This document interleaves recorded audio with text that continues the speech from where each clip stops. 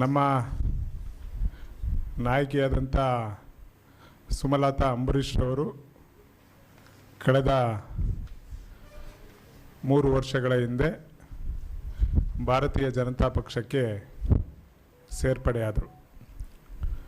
ಭಾರತೀಯ ಜನತಾ ಪಕ್ಷಕ್ಕೆ ಸೇರ್ಪಡೆಯಾದ ನಂತರ ಅವರು ಹಾಲಿ ಸಂಸತ್ ಸದಸ್ಯರಾಗಿದ್ದರು. ಸಂಸತ್ ಸದಸ್ಯರಾಗಿದ್ದರೂ ಕೂಡ ಹಲವಾರು ಪಕ್ಷಗಳು, ಮುಖ್ಯವಾಗಿ ಕಾಂಗ್ರೆಸ್ ಪಕ್ಷ ಅವ್ರನ್ನ ನಮ್ಮ ಪಕ್ಷಕ್ಕೆ ಬನ್ನಿ ಅಂತ ಆಹ್ವಾನ ನೀಡಿದ್ರು ಕೂಡ ಅವರು ಭಾರತೀಯ ಜನತಾ ಪಕ್ಷದ ನರೇಂದ್ರ ಮೋದಿಯವರ ಆಡಳಿತವನ್ನು ಮೆಚ್ಚಿ ದೇಶದ ಅಭಿವೃದ್ಧಿಯ ದೃಷ್ಟಿಯಿಂದ ಭಾರತೀಯ ಜನತಾ ಪಕ್ಷಕ್ಕೆ ಸೇರ್ಪಡೆಯಾದರು. ಬಹುಶಃ ನಿಮಗೆಲ್ಲರಿಗೂ ಗೊತ್ತಿದೆ, ಸೇರ್ಪಡೆಯಾದ ಕೆಲವೇ ತಿಂಗಳುಗಳ ನಂತರ ಲೋಕಸಭಾ ಚುನಾವಣೆ ಬಂತು. ಆ ಲೋಕಸಭಾ ಚುನಾವಣೆಯಲ್ಲಿ ರಾಜ್ಯ ಮಟ್ಟದಲ್ಲಿ ಮತ್ತು ರಾಷ್ಟ್ರ ಮಟ್ಟದಲ್ಲಿ ಮೈತ್ರಿಯಾದ ಕಾರಣ ಇಲ್ಲಿ HD ಕುಮಾರಸ್ವಾಮಿ ಅವರು ಕಂಟೆಸ್ಟ್ ಮಾಡಿದ್ರು. ಇತಿಹಾಸದಲ್ಲಿ ಪಕ್ಷೇತರ ಅಭ್ಯರ್ಥಿಯಾಗಿ ಗೆದ್ದಂಥ ಒಬ್ಬ ಹಾಲಿ ಸಂಸತ್ ಸದಸ್ಯರನ್ನ ಟಿಕೆಟ್ ಇಲ್ಲದೆ ಅವರು ಟಿಕೆಟನ್ನು ಬಿಟ್ಟುಕೊಟ್ಟಂಥ ಉದಾಹರಣೆ ದೇಶದಲ್ಲಿ ಎಲ್ಲಾದರೂ ಇದ್ದರೆ ಅದು ಮಂಡ್ಯದಲ್ಲಿ ಮಾತ್ರ. ಅದು ಯಾಕೆ ಅಂದರೆ ಅವರು ಭಾರತೀಯ ಜನತಾ ಪಾರ್ಟಿ ಮೇಲೆ ಇಟ್ಟಿರ್ತಕ್ಕಂಥ ಗೌರವ ಹಾಗೂ ನರೇಂದ್ರ ಮೋದಿಯವರ ಮೇಲೆ ಇಟ್ಟಿರ್ತಕ್ಕಂಥ ಅಭಿಮಾನ.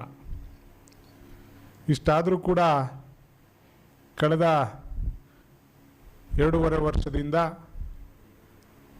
ನಮ್ಮ ನಾಯಕಿಯಾದಂಥ ಸುಮಲತಾ ಅಂಬರೀಷ್ ಅವ್ರನ್ನ ಭಾರತೀಯ ಜನತಾ ಪಕ್ಷದವರು ಯಾಕೋ ಕಡೆಗಣಿಸ್ತಾ ಇದ್ದಾರೆ ಅಂತ ಕಾಣಿಸುತ್ತೆ.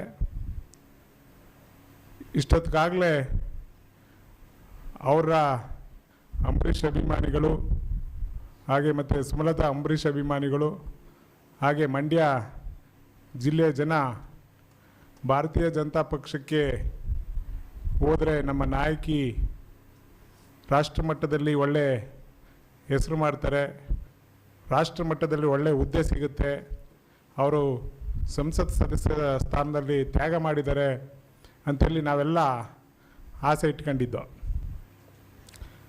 ಆ ಆಸೆ ಬರ್ತಾ ಬರ್ತಾ ನಿರಾಶೆ ಆಗ್ತಾಯಿದೆ. ಈಗಾಗಲೇ ಚುನಾವಣೆಗಳು ಇನ್ನು 2 ವರ್ಷದಲ್ಲಿ ಅಸೆಂಬ್ಲಿ ಚುನಾವಣೆ ಬರ್ತಾ ಇದೆ. ಹಳೆ ಮೈಸೂರು ಪ್ರಾಂತ್ಯದಲ್ಲಿ BJP ಪ್ರಾಬಲ್ಯವನ್ನು ಮಾಡಬೇಕಾದ್ರೆ ಹಳೆ ಮೈಸೂರು ಪ್ರಾಂತ್ಯದ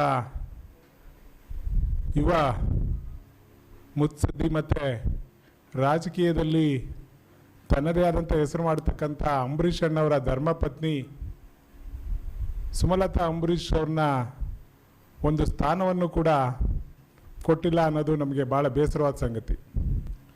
ಈಗ ಏನು ಮುಂದಿನ ದಿನಗಳಲ್ಲಿ ರಾಜ್ಯಸಭಾ ಏನು ಚುನಾವಣೆ ನಡೀತಾ ಇದೆ, ಆ ರಾಜ್ಯಸಭಾ ಚುನಾವಣೆಗೆ ನಮ್ಮ ನಾಯಕಿಯಾದಂಥ ಸುಮಲತಾ ಅಂಬರೀಷ್ ಅವ್ರನ್ನ ಪರಿಗಣನೆ ಮಾಡಬೇಕು. ಪರಿಗಣನೆ ಮಾಡಲಿಲ್ಲ ಅಂತ ಪಕ್ಷದಲ್ಲಿ ಹಳೆ ಮೈಸೂರು ಪ್ರಾಂತ್ಯದಲ್ಲಿ ಒಟ್ಟಾರೆಯಾಗಿ ರಾಜ್ಯದಲ್ಲಿರ್ತಕ್ಕಂಥ ಅಂಬರೀಷ್ ಅಭಿಮಾನಿಗಳು ಹಾಗೆ ಸುಮಲತಾ ಅಂಬರೀಷ್ ಅಭಿಮಾನಿಗಳು ಭಾರತೀಯ ಜನತಾ ಪಕ್ಷದ ಬಗ್ಗೆ ಇಟ್ಟಿರ್ತಕ್ಕಂಥ ಗೌರವ ಎಲ್ಲೋ ಒಂದು ಕಡೆ ಕ್ಷೀಣಿಸ್ತಾ ಹೋಗುತ್ತೆ. ಯಾಕೆಂದರೆ ಅವರು 5 ವರ್ಷಗಳಲ್ಲಿ ಸಾಕಷ್ಟು ಅಭಿವೃದ್ಧಿ ಕೆಲಸಗಳನ್ನ ಮಾಡಿದ್ದಾರೆ. ಮಂಡ್ಯ ಜಿಲ್ಲೆಯಲ್ಲಿ ಸಂಸತ್ ಸದಸ್ಯರ ಅನುದಾನವನ್ನು ಭಾಳ ಅಚ್ಚುಕಟ್ಟಾಗಿ ದೇಶದಲ್ಲೇ ಪ್ರಥಮವಾಗಿ ಸಂಸತ್ ಸದಸ್ಯರ ನಿಧಿಯನ್ನು ಬಳಕೆ ಮಾಡೋದರಲ್ಲಿ ಪ್ರಥಮ ಸ್ಥಾನವನ್ನು ಪಡೆದುಕೊಂಡ್ರೂ ಕೂಡ ನಮ್ಮ ಕ್ಷೇತ್ರದಲ್ಲಿ ಲೋಕಸಭಾ ಕ್ಷೇತ್ರದಲ್ಲಿ ಹಲವಾರು ಕೆಲಸಗಳನ್ನ ಅವರು ಮಂಡ್ಯ ಇತಿಹಾಸದಲ್ಲಿ ನಮ್ಮ ಮಹಾವೀರ ಸರ್ಕಲಲ್ಲಿ ರೈಲ್ವೆ ಅಂಡರ್ ಬ್ರಿಡ್ಜ್ ಸುಮಾರು ಒಂದು 20 ವರ್ಷಗಳಿಂದ ನೆನೆಗುದಿಗೆ ಬಿದ್ದಿತ್ತು. ಅದನ್ನು ಭಾರತೀಯ ಜನತಾ ಪಕ್ಷದವ್ರ ಜೊತೆ ಮಾತಾಡಿ ಅಂಡರ್ ಬ್ರಿಡ್ಜ್ ಮಾಡೋದಾಗಲಿ, ಮತ್ತು ಕೇಂದ್ರೀಯ ವಿದ್ಯಾಲಯ ತರೋದ್ರಲ್ಲಾಗಲಿ, ಮತ್ತು ತಾಯಿ ಮಗು ಆಸ್ಪತ್ರೆಯನ್ನು ನಿರ್ಮಾಣ ಮಾಡೋದರಲ್ಲಿ ಅವರ ಕಾರ್ಯ ಭಾಳ ಶ್ಲಾಘನೀಯವಾದದ್ದು. ಇಷ್ಟೆಲ್ಲ ಇದ್ದರೂ ಕೂಡ ನಮಗೆ ಪಕ್ಷೇತರ ಅಭ್ಯರ್ಥಿಯಾದಂಥ ಸಂದರ್ಭದಲ್ಲಿ ನಮಗೆ ಕಾಂಗ್ರೆಸ್ ಪಕ್ಷದ ಸುಮಾರು ಒಂದು 80% ಜನ ನಮಗೆ ಬೆಂಬಲವಾಗಿ ನಿಂತಿದ್ದರು. ಭಾರತೀಯ ಜನತಾ ಪಕ್ಷದವರು ಕೂಡ ಚುನಾವಣೆ ಮಾಡಿದರು. ನಾವು ಎಲ್ಲ ಕೂಡ ಅವತ್ತು ಒಕ್ಕಲಿನಿಂದ ಒಂದು ಅಭಿಪ್ರಾಯವನ್ನು ಕೂಡ ಹೇಳಿದ್ದು, ನೀವು ಕಾಂಗ್ರೆಸ್ ಪಕ್ಷಕ್ಕೆ ಸೇರಿದ್ರೆ, ಅಂಬರೀಷಣ್ಣವರು ಕೂಡ ಕಾಂಗ್ರೆಸ್ ಪಕ್ಷದಲ್ಲೇ ಇದ್ದವರು, ಕಾಂಗ್ರೆಸ್ ಪಕ್ಷದ ಕಾರ್ಯಕರ್ತರೆಲ್ಲ ನಮಗೆ ಚುನಾವಣೆ ಮಾಡಿದ್ದಾರೆ, ಎಲ್ರಿಗೂ ಕೂಡ ಒಳ್ಳೆಯದಾಗುತ್ತೆ ಅಂತ ಹೇಳಿದ್ರೂ ಕೂಡ ನಮ್ಮ ಮೇಡಮ್ ಅವರು ಒಂದೇ ಒಂದು ಮಾತು ಹೇಳಿದ್ರು, ನಾನು ನರೇಂದ್ರ ಮೋದಿಯವರ ಕಾರ್ಯವನ್ನು, ಅವರ ಕೆಲಸವನ್ನು ಮೆಚ್ಚಿ ನಾನು ಭಾರತೀಯ ಜನತಾ ಪಕ್ಷಕ್ಕೆ ಸೇರ್ಪಡೆ ಆಗ್ತಾಯಿದ್ದೀನಿ, ನೀವೆಲ್ಲರೂ ಕೂಡ ನನಗೆ ಬೆಂಬಲವಾಗಿ ನಿಂತ್ಕೋಬೇಕು ಅಂತ ಹೇಳಿದ್ರು. ಸೊ ಅವರೆಲ್ಲ ಒಂದು ಒಳ್ಳೆ ನಿರ್ಧಾರವನ್ನೇ ತಗೊಂಡಿದ್ದಾರೆ ಅಂಥೇಳಿ ನಾವು ಭಾವಿಸ್ಕೊಂಡು ನಾವು ಕೂಡ ಎಲ್ಲರೂ ಅವ್ರ ಜೊತೆ ಕೈ ಜೋಡಿಸಿದ್ವಿ. ಜಿಲ್ಲೆಯ ಜನ ಎಲ್ಲ ಕೈ ಜೋಡಿಸಿದ್ವಿ. ಅದಕ್ಕೆ ಫಲಿತಾಂಶ ಕುಮಾರಸ್ವಾಮಿಯವರು ಲೋಕಸಭಾ ಚುನಾವಣೆಯಲ್ಲಿ ಮೈತ್ರಿ ಅಭ್ಯರ್ಥಿಯಾಗಿ ಗೆದ್ದಂಥದ್ದು. ಸುಮಾರು 2.5 ಲಕ್ಷ ಲೀಡ್ರಲ್ಲಿ ಗೆದ್ದಂಥದ್ದು. ಒಂದು ವೇಳೆ ಭಾರತೀಯ ಜನತಾ ಪಕ್ಷದ ಕ್ಯಾಂಡಿಡೇಟ್ ಏನಾದರೂ ಹಾಕಿದರೆ ಆ ಸಂದರ್ಭದಲ್ಲಿ ಕುಮಾರಸ್ವಾಮಿಯವ್ರಿಗೂ ಕೂಡ ಕಷ್ಟ ಆಗ್ತಾಯಿತ್ತು. ಮೇಲ್ಮಟ್ಟದ ಮೈತ್ರಿಯಿಂದ ನಾವೆಲ್ಲರೂ ಕೂಡ ಮೈತ್ರಿ ಅಭ್ಯರ್ಥಿಗೆ ಚುನಾವಣೆಯನ್ನು ಮಾಡಿ ಅವರ ಗೆಲುವಲ್ಲಿ ನಮ್ಮ ಸುಮಲತಾ ಅಂಬರೀಷ್ ಅವರ ಪಾತ್ರನೂ ಕೂಡ ಭಾಳ ಮುಖ್ಯವಾದದ್ದು.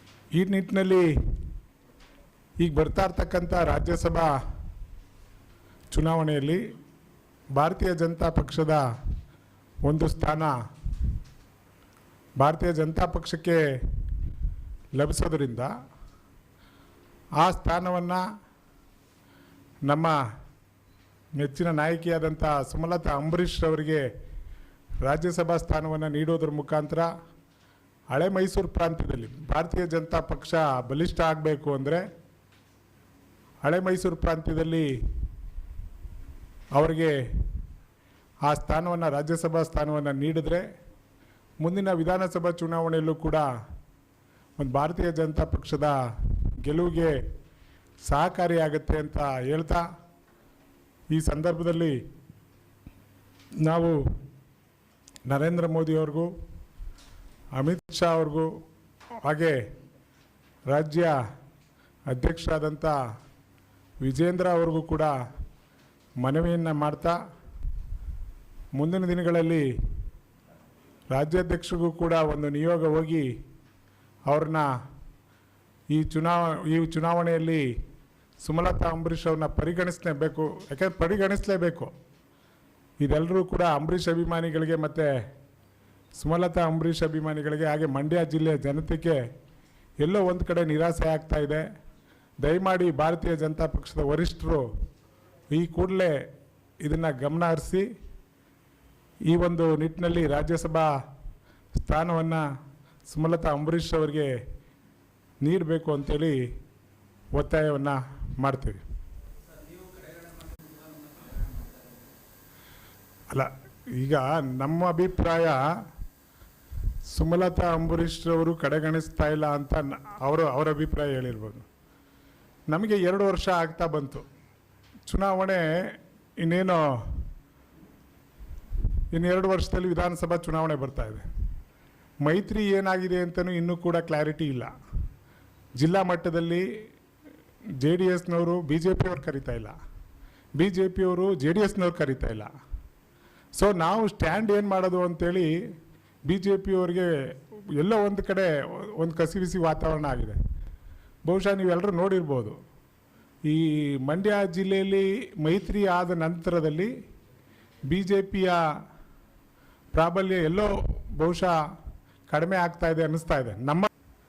ಯಾಕೆಂದರೆ ಯಾವುದೇ ಒಂದು ಸಭೆ ಸಮಾರಂಭಗಳಲ್ಲಾಗಲಿ ಮತ್ತೊಂದಾಗಲಿ ಜೆ ಡಿ ಎಸ್ನವರು ಬಿ ಜೆ ಪಿಯವ್ರನ್ನ ಕರಿತಾ ಇಲ್ಲ. ಸುಮಲತಾ ಅಂಬರೀಷ್ ಅವ್ರನ್ನ ಭಾರತೀಯ ಜನತಾ ಪಕ್ಷ ಒಂದು ಅಧಿಕಾರ ಕೊಡುತ್ತೆ. ಅವ್ರು ಹೇಳ್ತಾರೆ ಈಗ ಅವರ ಅಧಿಕಾರ ಬೇಡ ನನಗೆ ಅಂತಲೇ ಹೇಳೋದು. ನಮ್ಮ ನಾಯಕಿ ಕೇಳಿದ್ರೆ ಏನು ಹೇಳ್ತಾರೆ, ನನಗೇನು ಬೇಡ, ನಾನು ಅಧಿಕಾರ ಬೇಡ ಅಂತ ಹೇಳ್ತೀನಿ. ಅಧಿಕಾರ ಅವ್ರಿಗೆ ಬೇಡದೇ ಇದ್ರು ನಮ್ಮ ಕಾರ್ಯಕರ್ತರ ಕತೆ, ಅವರನ್ನು ನಂಬ್ಕೊಂಡಿರುವಂಥ ಕಾರ್ಯಕರ್ತರ ಕತೆ ಬೇಕಲ್ಲ. ಜಿಲ್ಲಾ ಮಟ್ಟದಲ್ಲಿ ಮತ್ತು ರಾಜ್ಯ ಮಟ್ಟದಲ್ಲಿ ಅಂಬರೀಷ್ ಅಭಿಮಾನಿಗಳು, ಅಂಬರೀಷ್ ಅಣ್ಣ ಅವರು ನಮ್ಮ ಲಿಂಗರಾಜಣ್ಣವ್ರು ಹೇಳ್ತಾರೆ ಅದ್ರ ಬಗ್ಗೆ, 7 ಬಿ ಫಾರಮ್ಮ ಅವ್ರ ಮನೆಗೆ ತರಿಸ್ಕೊತಾ ಇದ್ರು. ಅಂಬರೀಷ್ ಅಣ್ಣವ್ರ ಶಕ್ತಿ ಅದು. ಅಂಥ ಶಕ್ತಿ ಇರ್ತಕ್ಕಂಥ ಅವರ ಧರ್ಮಪತ್ನಿಗೆ ಇದುವರೆಗೂ ಕೂಡ ಭಾರತೀಯ ಜನತಾ ಪಕ್ಷ ಒಂದು ಉನ್ನತವಾದ ಸ್ಥಾನವನ್ನು ಕೊಡಬೇಕು ಅಂತ ನಮ್ಮೆಲ್ಲರ ಆಸೆ. ಅವ್ರಿಗೆ ಆಸೆ ಇಲ್ಲದೇ ಇದ್ರೂ ಕೂಡ ನಾವು ಕಾರ್ಯಕರ್ತರಾಗಿ ಅವರ ಅಭಿಮಾನಿಗಳಾಗಿ ನಮ್ಮ ಆಸೆಯನ್ನು ವ್ಯಕ್ತಪಡಿಸ್ತೀವಿ. ದಯಮಾಡಿ ಭಾರತೀಯ ಜನತಾ ಪಕ್ಷದ ವರಿಷ್ಠರು ಇದರ ಬಗ್ಗೆ ಗಮನ ಹರಿಸಿ ರಾಜ್ಯಸಭಾ ಸ್ಥಾನವನ್ನು ನೀಡಬೇಕು ಅನ್ನೋದು ನಮ್ಮ ಒಂದು ಉದ್ದೇಶ.